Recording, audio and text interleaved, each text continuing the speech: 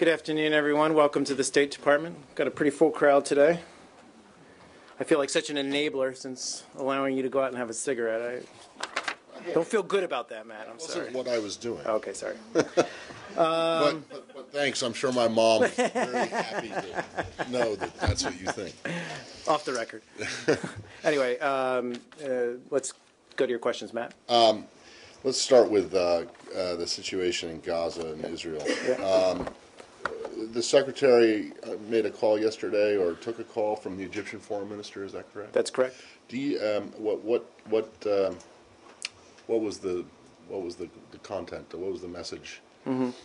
Well, I mean, obviously, as I said, she did speak, as you noted, with Egyptian Foreign Minister Amir yesterday. I'm not sure what time, frankly, in the convoluted time zones that she's in versus us. I'm not sure what time of day it was.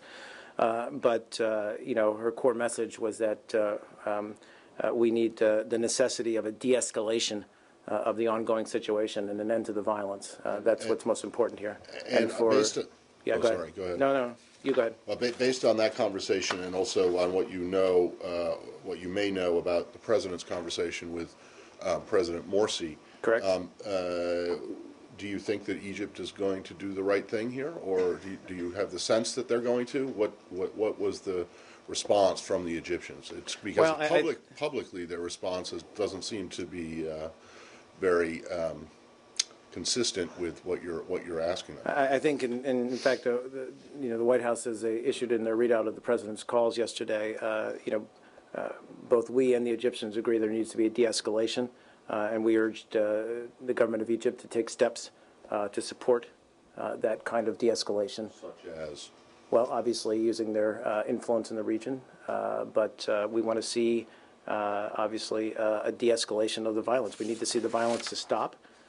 We need to see Hamas stop its rocket attacks on Israel, so we can end the violence. Okay. And the other day I asked you whether or not the United States spoke to, or not spoke to, but had messages delivered to Hamas to knock it off if you've used Egypt or Qatar, particularly since their emir just visited Gaza, to send a message to Hamas that these rocket attacks have to stop, whether or not they are actually firing them or not. I was told, or I was led to believe, that the answer is no, that you don't pass any messages on to Hamas through third parties. You don't talk to them yourselves. And I'm curious, is that correct? And if it is, why? Why not? I'm not sure, again, I'm not sure you're talking about what I told you in terms of my response? Okay. I think what I said was that at the time was, we certainly do convey our concerns, certainly to Egypt as a regional leader, as someone who has influence in the region. We convey our concerns and we consult closely on them whenever there's this kind of outbreak of violence. Yeah, you tell the Egyptians or the Qataris or other people or and other I'm not going to get into. I'm not going to get into the substance of our phone calls or our conversations with them, other than to say that we're obviously consulting closely with them. We value their input on the security in the region. The question is, do you tell them to tell Hamas? Do you tell people who have contacts with Hamas, since you don't have any contacts with them, to cut it out?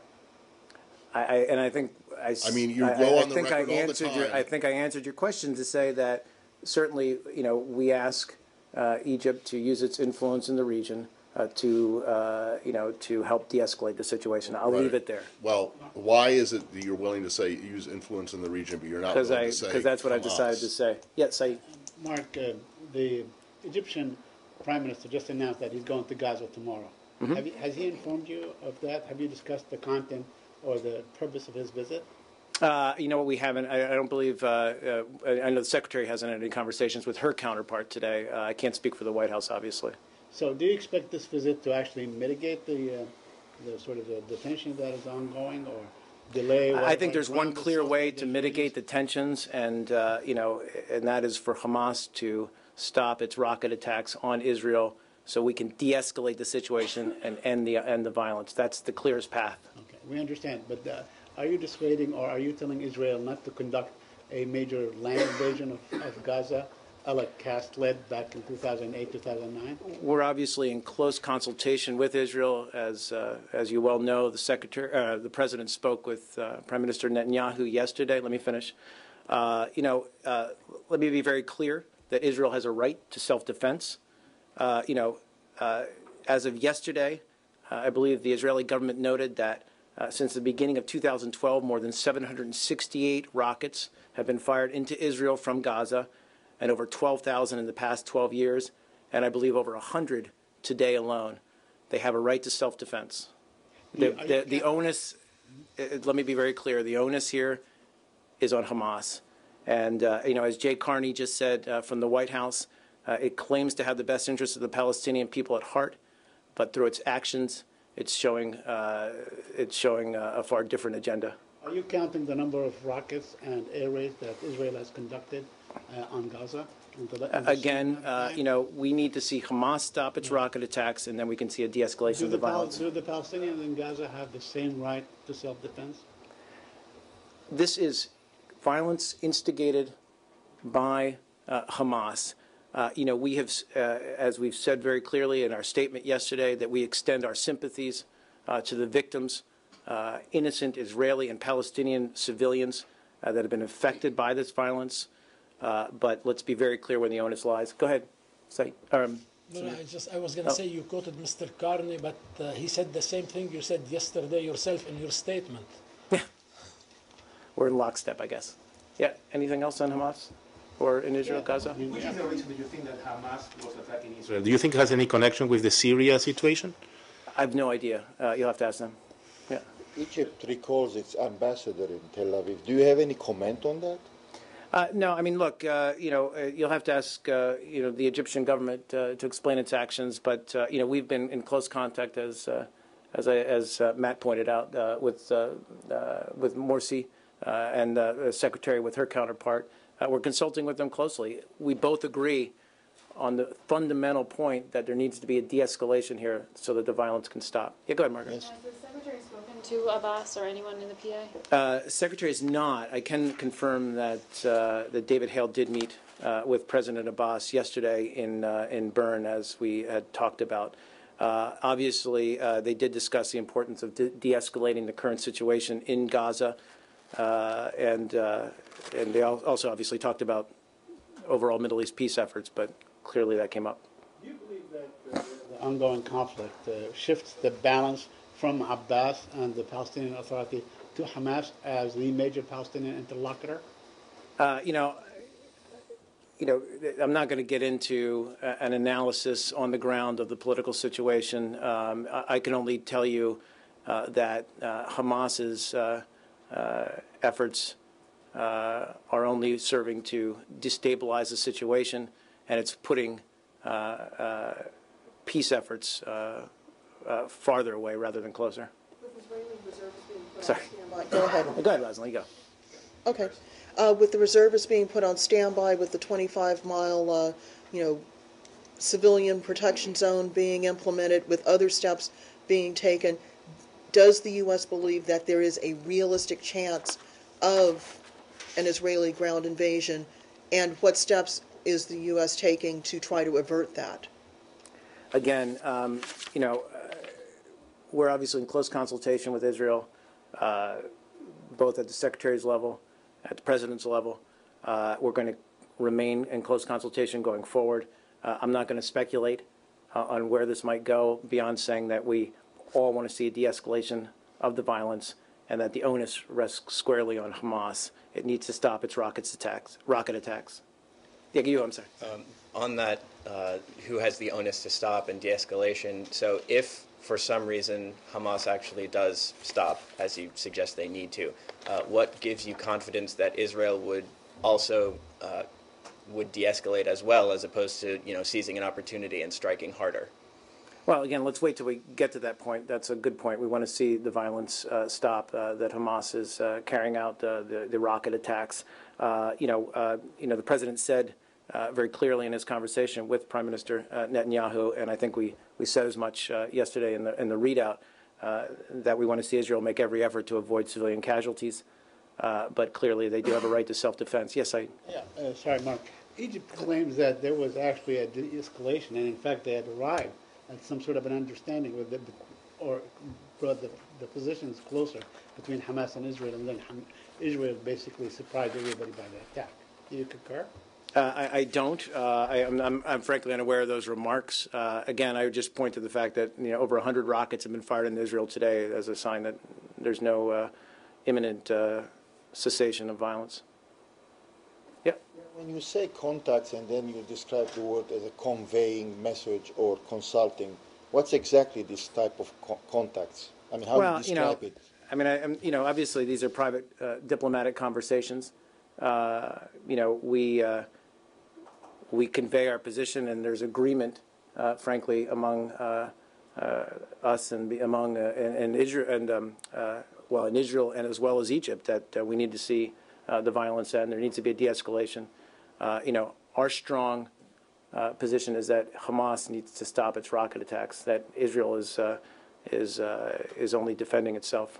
Besides those two sides, any other contacts or consultation with other people, the European Union or France or anybody else? Obviously, I think all friends of Israel and other regional players are concerned by what's taking place, and there's ongoing consultations. I can't speak, frankly, to whether the Secretary has had additional calls. She has not.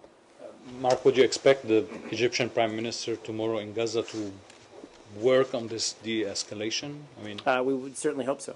Because the declared reason is to show support to the Palestinians in Gaza. Again, there's a very clear path here to ending the violence, and that's for the rocket attacks to stop. So we would hope that's a message that's delivered. Sure. Oh, you would hope that is a message that would be delivered. After you, I thought you'd seize on that, Matt. 5 minutes trying to not answer my question before about whether you deliver messages to Hamas, and now you just said that. So there is a message. So thank you there. Thank you for that. It was because it was a more artfully posed question. I think that's what it was. So I'll just plant my questions with other people. Yeah, go ahead, Matt. I can get an answer for them. Just on what the Egyptian response has been, you've said numerous times now that both the U.S. and Egypt agree, based on these conversations, that there needs to be a de-escalation. But does that agreement extend to how the de-escalation should come about? The Egyptian officials who have spoken publicly about this talk about the Palestinians' right to defense. They talk about how this is Israeli aggression. Clearly, you don't agree on that, or are they giving you some other message behind the scenes? Well, again, I don't want to get into the substance of our conversations. We both are in agreement that the violence needs to end. We need to de-escalate the situation. Let me finish.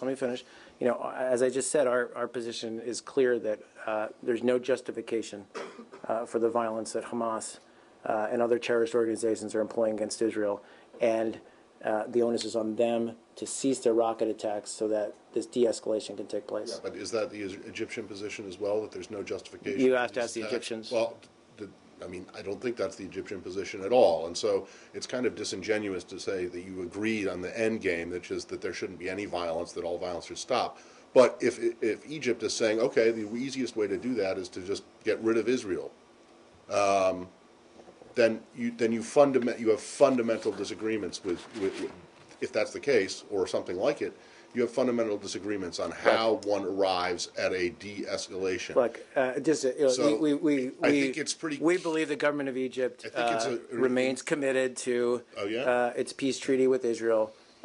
We are in close consultation with them as we go forward on this. We're in close consultation with Israel, and we're looking for a de-escalation. Do you know, have the Egyptians been told about what the abrogation of the peace treaty would mean for them, particularly in terms of money?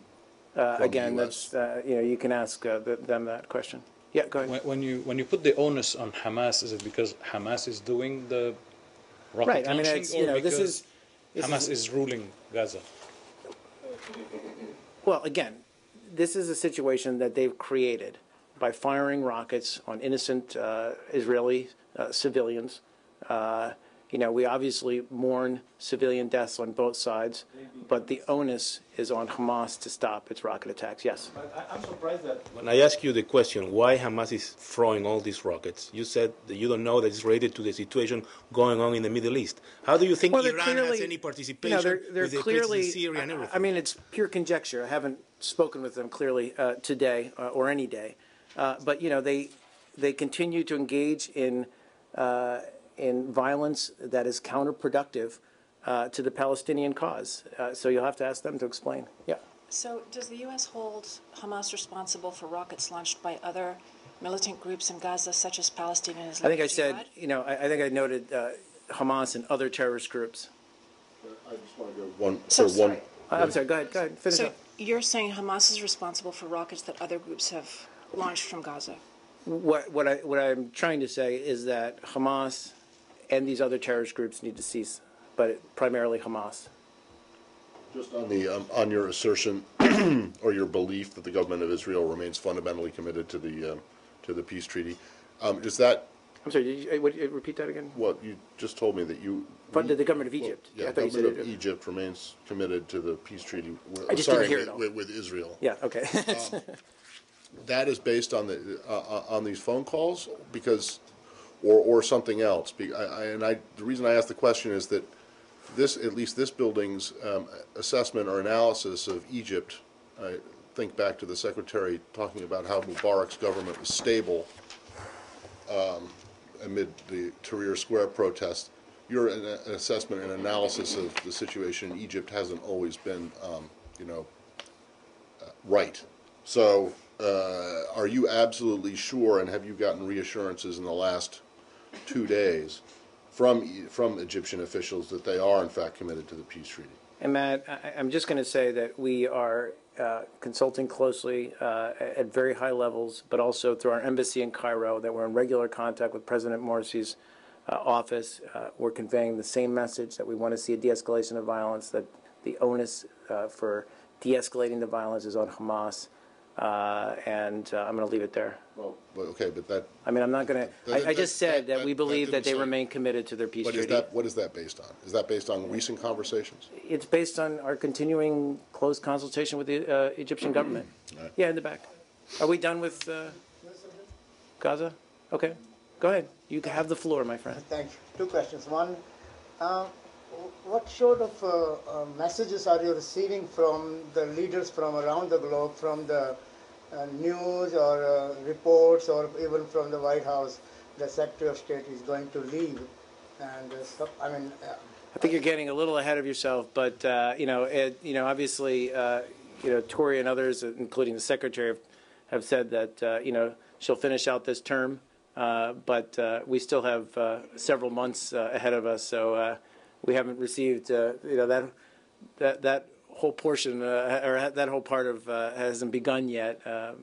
We still have hard work to do in front of us. Second question, if I may, as far as new sanctions against Iran are concerned, they are toughest in the history. But President also said that new may be coming on the way. My question is that how these new sanctions will play a role as far as India is concerned, buying oil or doing business with Iran and all that. Are you putting India on the brink also again now to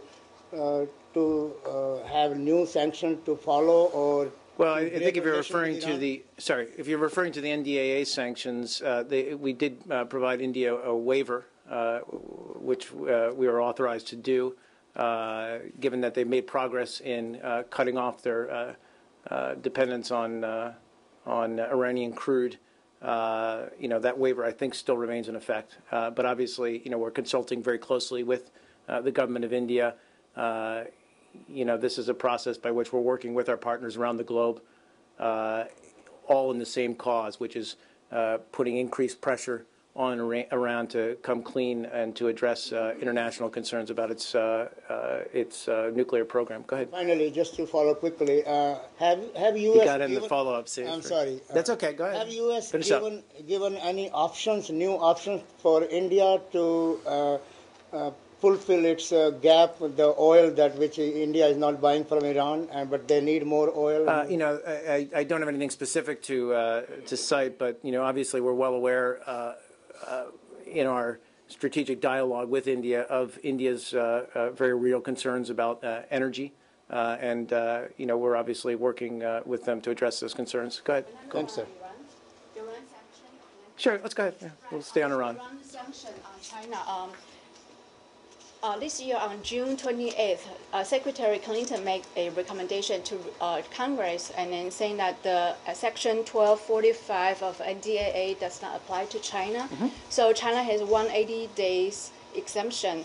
If my math is correct, it's going to be expired by the end of this year. So I wonder what is the status of China being extended for that exemption. I don't have any specific update for you today. Obviously, we're still a month out from that deadline, if your math's correct. I can't do that kind of math in my head anymore. But as I said, the same holds for what I just said about India, which is that we continue to consult closely with all our partners. Obviously, China, a member of the P5+1 group. We're all committed to seeing Iran address international concerns about its nuclear program, and so we're working with them to that end. The goal of these NDAA actions or sanctions are to increase pressure on Iran. So we're obviously, it's an ongoing conversation we're having with China, with India, with other global partners on how to cut off dependence on Iranian crude, look at other energy sources that can fill their needs, and put pressure on Iran. Yeah, Nicole. Sorry to take you back to Gaza. And it's okay. It's okay. If this was asked before I entered the room, but has the Secretary spoken to any Turkish leaders about the situation, and is there anything you can tell us about those contacts if they've taken place? Just before coming down here, I did confirm, I do believe she's spoken with Davutoglu, but I don't know. I didn't obviously get time to read out, and I don't know when the call was. I know it was recent, so I'll try to get you one. Thank you. Yeah. I want to ask you a question. What are we on now? I'm moving you to Africa. There is an Argentinian boat in Ghana that it was invited to enter the port of Ghana and was taken. I'm trying to find our angle here, but go ahead. And what's unbelievable is that there are 44 sailors in that boat, and they are cutting electricity, they are cutting the water, they are cutting the gas to maintain that boat.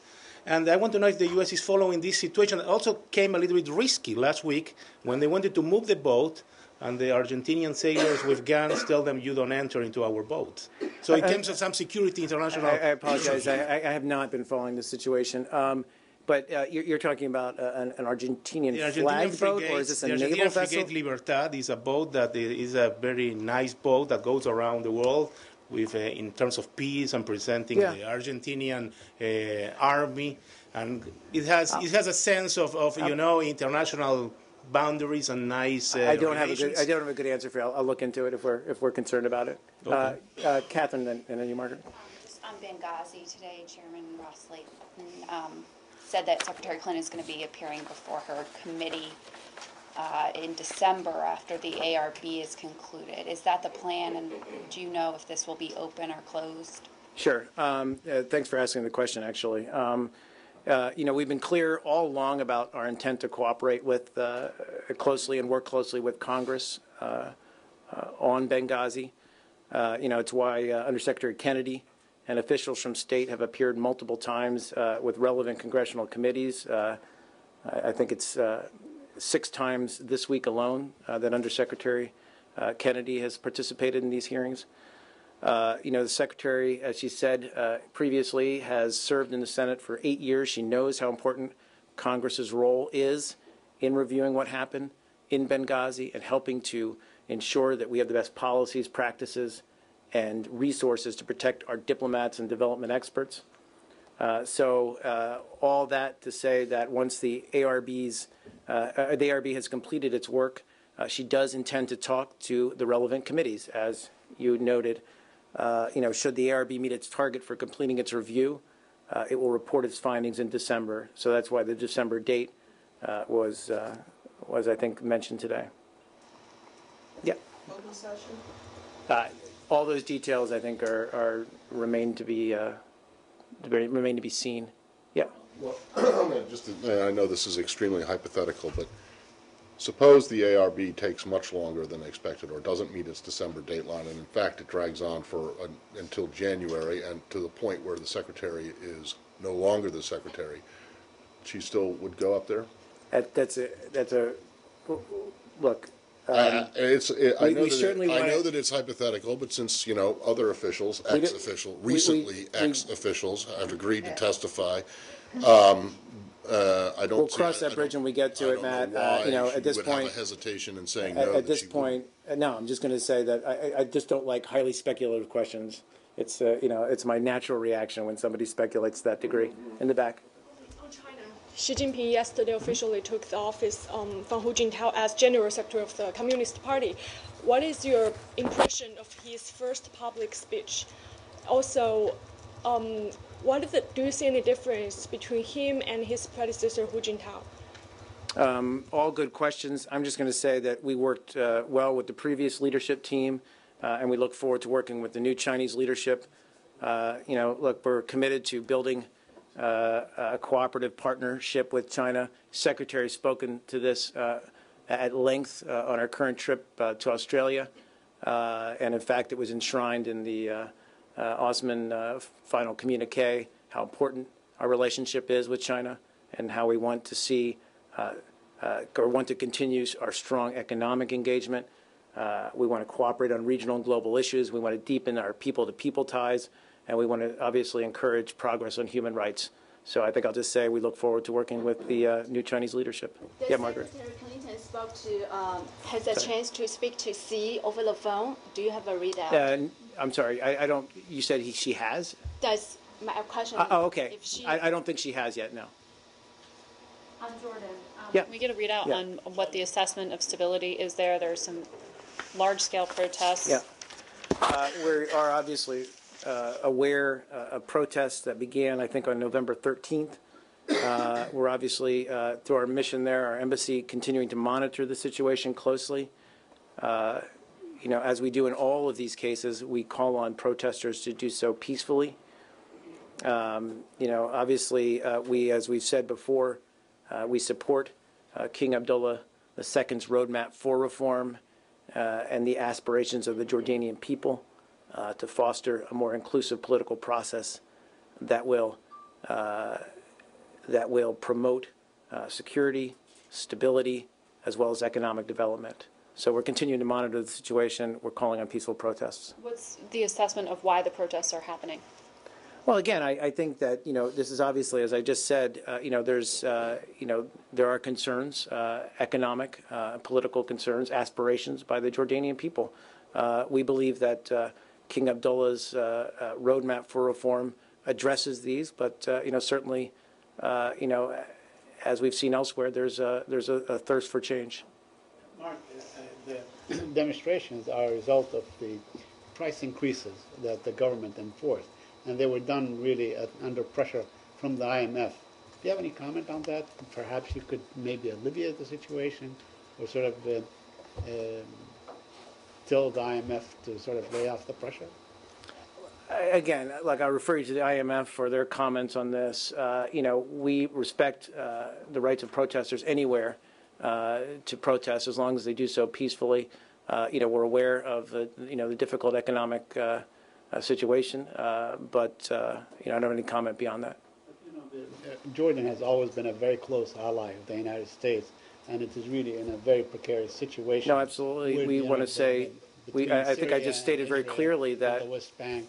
I think I stated very clearly that and Jordan is an important strategic partner and ally of the United States, and we're very supportive of King Abdullah's reform package. So finally, you would like to see that they go into like the constitutional monarchy kind of way.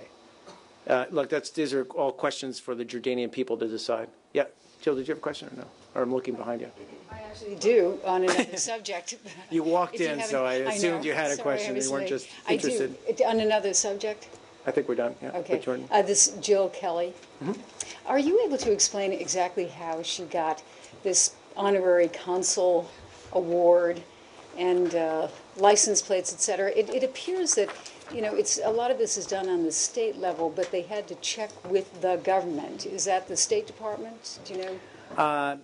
I don't have a lot of details. Obviously what I said the other day still stands, which is that she has no formal affiliation with the State Department. She did require State Department clearance for that status. Again, I can try to get you what our formal process is. I don't have it in front of me, but yeah. Helpful. Yeah. And then also because of her apparent representation in some form for the South Korean government, there is a connection that she got the honorary consul through the South Korean government. And if you could explain how the State Department might be connected with that. Obviously, it sounds as if there must be a State Department connection if the foreign government is giving some type of counsel. Look, I think, again, I'll try to get more details for you, but, we don't have a direct role. This is something that foreign governments choose to do. I'm talking more broadly about honorary consuls. There's also this report that she apparently was trying to broker some sort of financial relationship between a New York businessman and the South Korean government. Would she have needed some sort of lobbyist licensing or anything of that sort from the government? I don't think that, again, she's a U.S. citizen. I don't think that would pertain to us. And does the State Department keep a log of honorary consuls? Again, I'll try to get you more details on this. Come on, honorary consul. If you can educate us, because she seems to be of a Lebanese descent, and she's really representing the South Koreans. You can probably Wikipedia it, but my rudimentary understanding is that these are U.S. citizens or permanent resident aliens who perform consular duties, services on a part-time basis. That's all I really know. I'll find out. It is reported by South Korean authority. South Korean government catched the North Korean ship at the Busan port in South Korean territory. I'm sorry, we're off of Jill Kelly now? We're talking about South Korea? Yeah. Okay. So, did Jill Kelly make any representations to the State Department on behalf of the South Korean government about the ship that they've been taking? How's that? And was General Petraeus involved? North Korean ship carrying the ballistic missile part delivered to Syria. Do you have anything? Okay, sorry, just to make sure I understand, you're talking about a North Korean ship that was trying to provide weapons or parts to Syria that was interdicted by South Korea? Yes. I don't. I'll take the question. Whether we have any. We're certainly concerned, and we have been in the past and said that we're concerned about proliferation efforts by North Korea. I don't know about the specific instance you're citing. I'll take the question and see if we have anything specific to say. Yeah. I want to ask you a question because I was surprised how fast yesterday the United Nations Security Council met based on the situation in Gaza.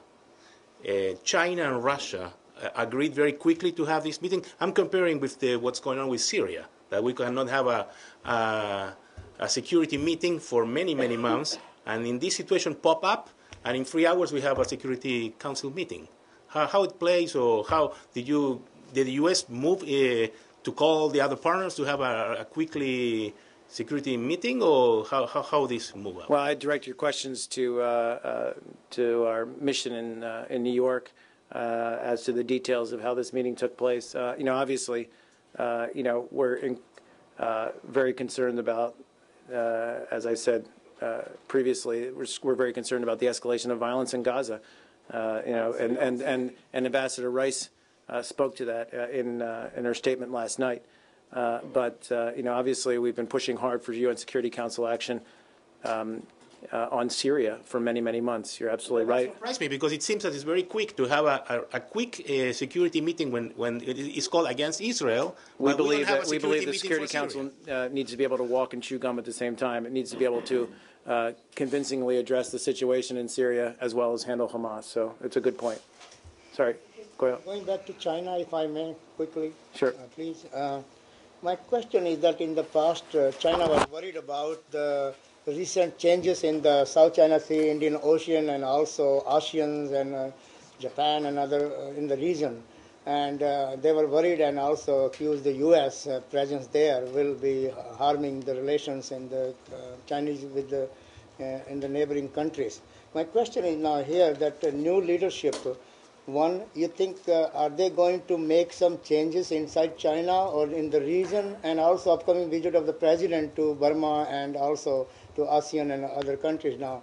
You think Secretary and President will have a new approach there or new? We do have a new approach to the Pacific region. We've talked a lot about it. During this visit there? You know, Greg, without getting into too much detail, you know, I would just refer you to the Secretary's remarks that she's made thus far in Australia with her Australian counterparts, as well as with Secretary of Defense Panetta, you know, about our Asia pivot, about our strong engagement with the Asia region.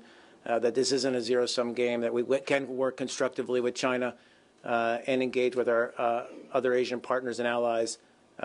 You know, there's been much said more articulately than I can put it. So, are you in touch with India? Because India is worried about as far as Chinese aggression is concerned. We are in touch with India. In fact, we consult with them closely on these issues. Yeah. Thanks, sir. Syria. Yeah. Is there anything new that you care to share with us in the aftermath of the president's? You know, just that obviously we've, you know, as I said earlier this week, yes, tomorrow Bill Taylor will be in London leading our delegation at that meeting to talk about emergency aid to Syria's civilian population. Obviously, as I said the other day, we're looking for the Syrian opposition coalition to quickly organize itself so that, you know, there's the organizational structure in place to distribute this aid effectively. The president put quite a daylight between him and the French president on recognizing the coalition. So are we likely to see the situation remain as it is, at least for the foreseeable future? Again, we're looking for, you know, I think the president was very clear yesterday in saying that, you know, that we do believe that this is a legitimate representative of the Syrian people. You know, we want to see it continue to develop, to organize itself. I mean, you know, we're only several days out from Doha. There was an agreement reached there that's important, but this, as a political entity, this organization needs to establish technical committees, really, you know, if you will, develop the kind of organizational structure that will allow it to do what we have said we'd like it to do, which is become a very important advocate for the Syrian cause internationally, but also be able to reach within Syria to help the Syrian people and to put additional pressure on Assad and his regime within Syria. So these are all kinds of things we need to see as this organization develops. You discourage them from forming a government in exile, correct? I think we want to see it organize itself in a way that makes it more effective, or you know, effective. Including becoming a government. Again, I'm not going to speculate on how it's going to organize itself. I think I'll leave it there. But you have nothing against it. I think no. We want to see this organization, as I said, you know, and Ambassador Ford's talked about this before. You know, there's an international component to it. It needs to be able to go out, persuade. You know, those countries that perhaps are still on the fence, that, you know, this is a group that's representative of the Syrian people, and to garner more support for its cause. And certainly we will continue to help in that vein. But also, you know, within Syria, it needs to effectively distribute assistance and non-lethal aid to the Syrian people. Governments do. Sorry? That's what governments do. Yeah, no? I mean, those are exactly. Yeah. Is there a minimal level of organization for the U.S. to consider providing it weapons? Our position has not changed on that. Yeah, Matt. Yeah, this weekend the Secretary is going to be accompanying the President to Burma. I just wanted been asked to ask you if there's any movement on political prisoners. Yeah, you know, we've seen obviously reports about the prisoner release. We don't know, frankly, at this point, how many and whether they are, in fact, political prisoners that were released. So I just don't have any details. I mean, obviously, the unconditional release of all political prisoners has been a longstanding goal of the United States, but we just don't have any specific details on this latest tranche. In the back. Follow up on Goyal's question, but this time in East China Sea, Senkaku, former U.S. Ambassador to China John Hosman was speaking at OSAC event Tuesday at the State Department, and he said that it's up to the United States to play a strong role, an honest broker, and the forward deploying of 7th Fleet is a good thing for the regional stability. I wonder if you have any comments on his proposal. I don't, beyond what our position has been all along. We don't take sides on competing sovereignty claims in the South China Sea. Is that it? Thank you. Thanks.